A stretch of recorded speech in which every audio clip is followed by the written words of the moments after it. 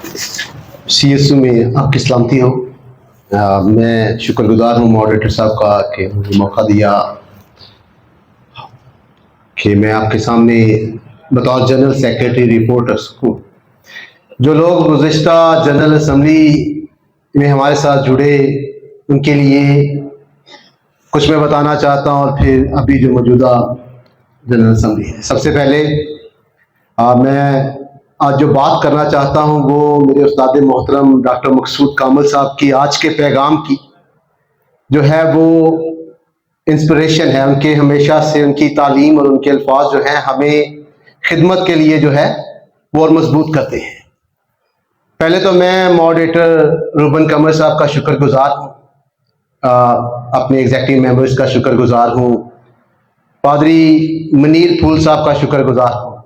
Moderator साहब ने जिन चर्चिज़ की तामीर का बताया उनमें से एक चर्च हमारा है नूरा कोट में, जहाँ पादरी मनीर फूल साहब का जो काम है उन्होंने हमारे चर्च के साथ ताउन किया और फिर मॉडरेटर और हमारी एग्जेक्टिव ने जो ऑफिसर हैं इन्होंने नूरा कोट में आकर 7 लाख की जो है वो कंट्रीब्यूशन की और अब हमने उसमें छत डाल लिया है चर्च में। वो 80 लाख का प्रोजेक्ट है और हमने कोई 70-80 लाख जो है वो कांग्रीगेशन ने खुद से डेवलप किया है। हमारी कांग्रीगेशन इतनी मजबूत है गांव की भी कि वो खुद से भी जो है वो कंट्रीब्यूशन कर सकती है। दूसरी चीज, गुज़िश्ता साल हमने जब नया अभी ये चर्च सिस्टम में कदम रखा तो सबसे पहले बड़ा चैलेंज जो था वो इकुमेनिकल दुनिया में अपने आप को रिकॉग्नाइज करवाना था। तो गुज़िश्ता साल वर्ल्ड काउंसिल ऑफ चर्चिस में रिकॉग्नाइजेशन हुई प्रेस्बिटेरियन चर्च ऑफ पाकिस्तान की और खास तौर पर इन ऑफिसर्स की इस बुनियाद पर कि ये यंग लीडरशिप है और ये चर्च की बेहतरी के लिए जो है काम करेंगे और उसके लिए एक लंबी तवील जो है वो कॉरस्पॉन्डेंस हुई और उसमें फिर खुदा ने फतह याबी बख्शी। तो ये बतौर जनरल सेक्रेटरी मैंने ये सारी कॉरस्पॉन्डेंस की और फिर खुदा ने उसमें जो है वो हमें कामयाबी भी बख्शी। गुज़िश्ता साल के बाद 3-4 इकुमेनिकल फोरम पे जो है वो कॉरस्पॉन्डेंस का बतौर जनरल सेक्रेटरी आगाज किया मॉडरेटर साहब की इजाजत से, उनके ताउन से और हर चीज को उनके साथ डिस्कस करके, जिनमें से एक है EMW एवेंजेलिकल मिशन, जो एसोसिएशन है प्रोटेस्टेंट चर्चिस की यूरोप में, और उनसे रिक्वेस्ट की कि हमारे साथ वो पार्टनरशिप करें किसी प्रोग्राम पे ताकि चर्च की बेहतरी हो सके। वो पहले ही NCCP के साथ काम कर रहे हैं संडे स्कूल के प्रोजेक्ट में। तो हमें उन्होंने कहा कि आप 4 चीजों में से कोई एक चीज पर जो है अपना प्रोजेक्ट प्रपोजल जो है भेजें। हमने संडे स्कूल पे जो है हमारे ऑफिसर्स ने इस बात पर इत्तेफाक किया कि और कुछ एग्जेक्टिव के मेंबर्स ने कि हमने संडे स्कूल पर जो है उन्हें प्रपोजल भेजना है।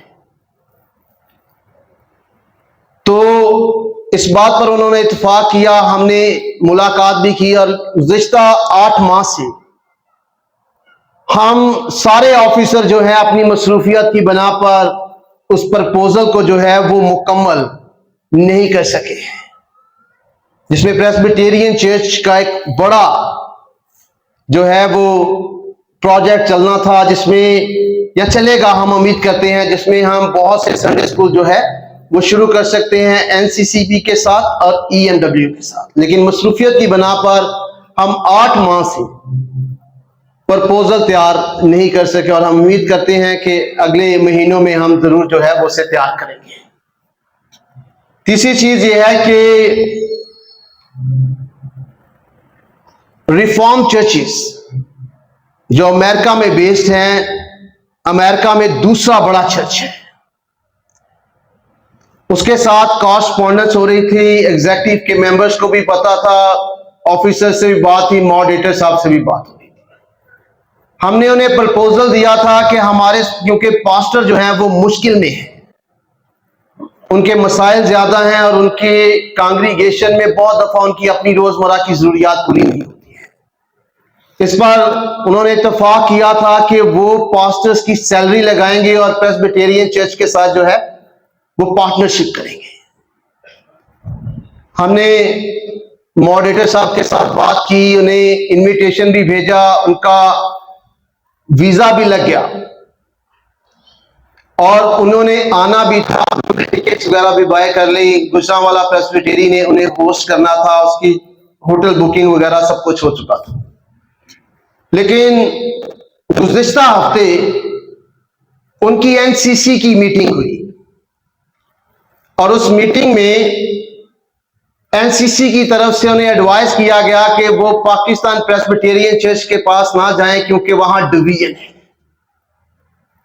और आप डिवीजन में जो है वो इन्वॉल्व ना हो। उन्होंने अभी नेक्स्ट ईयर का कहा है कि वो दोबारा आएंगे, एक्सप्लोर करेंगे प्रेस्बिटेरियन चर्च को कि किन वजूहात की बना पर इनमें डिवीजन है, तो फिर काम करेंगे। हालांकि वो एग्री थे कि पास्टर्स की सैलरी जो है मंथली बेस पर वो करेंगे, लेकिन डिवीजन की वजह से ये बात जब वहां पहुंची तो फिर उन्होंने अपना उस जो है विजिट को कैंसिल किया।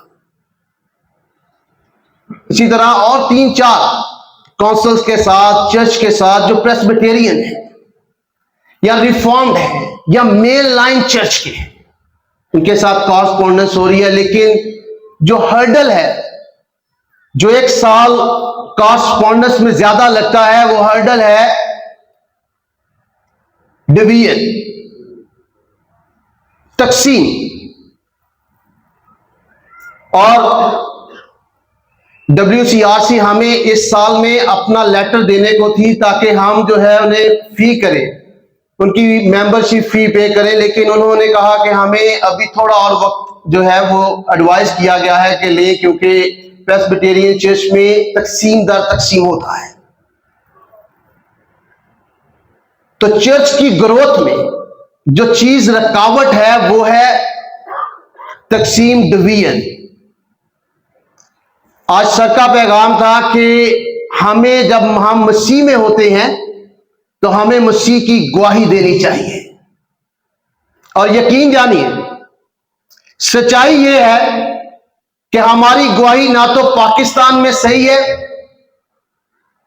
हम डिवाइडेड चर्च है, और ना ही यह गवाही इंटरनेशनल लेवल पे है, वहां भी डिवाइडेड चर्च है।